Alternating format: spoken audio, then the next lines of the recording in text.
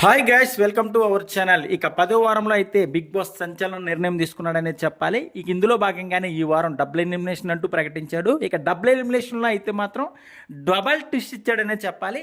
ఇక ఒకళ్ళనైతే హరితేజని అయితే నార్మల్గా ఎలిమినేట్ చేస్తే ఇక ఎవ్వరు ఊహించలేని కంటెస్టెంట్ని అయితే నబిల్ ఎలిమినేట్ చేశాడని అయితే అర్థమవుతుంది.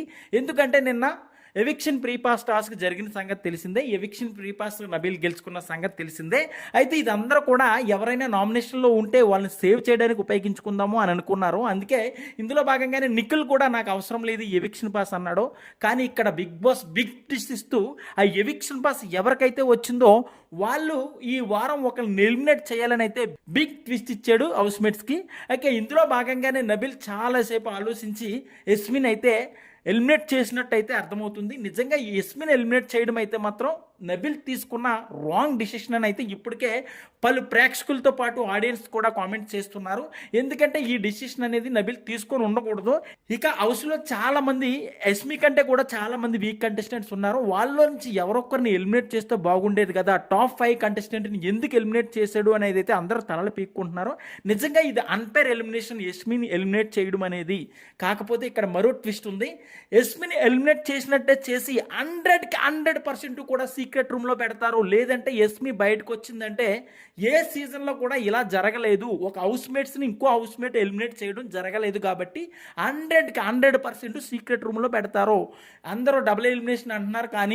కానీ యస్మిని సీక్రెట్ రూమ్లో పెట్టి ఎలిమినేట్ చేసినట్టే చేసి సీక్రెట్ రూమ్లో పెట్టి హౌస్మేట్స్కి దోల్ తీర్చాలి అనేది అయితే బిగ్ బాస్ ప్లాన్ చేశాడని మరికొంతమంది కామెంట్స్ పెడుతున్నారు. అయితే ఈ వారం అయితే హరితేజ్ అయితే ఎలిమినేట్ అయినట్టు ఇప్పటికే ప్రకటించారు.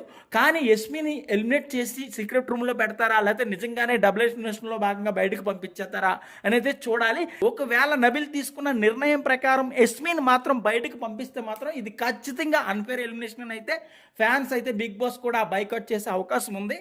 ఎందుకంటే యస్మి ఇప్పటి వరకు కూడా చాలా బాగా ఆడింది టాస్కులు కానీ, అదేవిధంగా ఎవరితో మాట్లాడే విధానం కానీ చాలా అద్భుతంగా ఆడింది. కాబట్టి ఈమె టాప్ 5 కంటెస్టెంట్ అని ఇప్పటికే అందరూ డిసైడ్ అయిపోయారు. కానీ ఈ వారం బిగ్ ట్విస్ట్ ఇస్తూ బిగ్ బాస్ ఇలా ఎందుకు చేశాడు, ఒక హౌస్మేట్ చేతిలో ఎందుకు పెట్టాడు ఎలిమినేషన్ అనేది కూడా చాలా మంది ఫైర్ అవుతున్నారు బిగ్ బాస్ పైన.